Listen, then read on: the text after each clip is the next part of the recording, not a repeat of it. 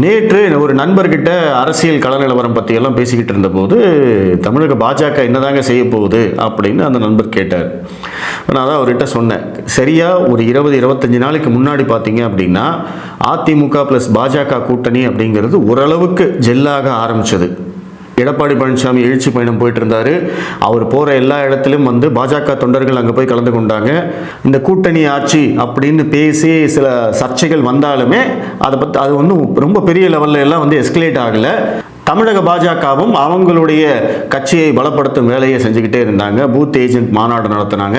அதற்கு வந்து அமித்ஷா வந்துட்டு போனார். எடப்பாடி பழனிசாமியை முதல்வராக்குவோம் அப்படின்னு அண்ணாமலை அவர்களும் சொல்லிட்டாரு. அதுதான் வந்து ஒரு கடைசி அஸ்திரமா இருந்தது. அண்ணாமலை அவர்கள் இதுக்கு ஒத்துக்குவாரா அப்படின்னு எல்லாருக்கும் சந்தேகம் இருந்தது.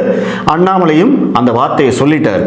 சொன்னதுக்கு பிறகு ஆல்மோஸ்ட் கொஞ்சம் மனக்குறைகள் இருந்தவங்க, இந்த கூட்டணியில் வந்து கோபம் இருந்தவங்க, அவங்க எல்லாருமே ஓரளவுக்கு சரி ஓகே என்னதான் நடக்குதுன்னு பார்ப்போம் அப்படிங்கிற அந்த மனநிலைக்கு வரும்போது தான் இந்த கூட்டணி அப்படியே வந்து பிளாஸ்ட் ஆக ஆரம்பிச்சது. ஆல்மோஸ்ட் வெடிச்சிருச்சு. ஒரு பக்கம் ஓபிஎஸ் வெளியில் போனார். அது முடிஞ்ச உடனே தினகரன் வெளியில் போனார். இவங்க 2 பேரும் வெளியில் போனதுக்கு அண்ணாமலை தான் காரணம்னு ஒரு கும்பல் வந்து கிளப்ப ஆரம்பிச்சது. வெளியில் போன தினகரன் சும்மா இருக்காம நயினார் நாகேந்திரன் டார்கெட் பண்ணி அவர் பேச ஆரம்பிச்சார்.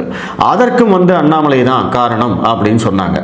அதிமுகவில் செங்கோட்டையின் வெளியில் வந்து பிரிந்து போனவர்கள் எல்லாம் சேர்க்க வேண்டும், ஒருங்கிணைந்த அதிமுக அப்படின்னு கோஷம் போட்டார். அன்னைக்கே வந்து அவரை கட்சி பதவியிலிருந்து விலக்கிட்டாரு எடப்பாடி பழனிசாமி.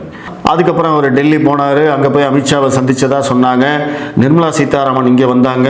தமிழக பாஜக தலைவர்கள் அடங்கிய அந்த உள்ளரங்க கூட்டத்துக்குள்ள நிர்மலா சீதாராமன் அவர்கள் அண்ணாமலையை பற்றி விமர்சித்ததாக ஒரு செய்தி. அந்த 20 நாள் கழிச்சு பார்த்தோம்னா இன்னைக்கு தேசிய ஜனநாயக கூட்டணி அப்படிங்கிற கட்சியே இல்லை.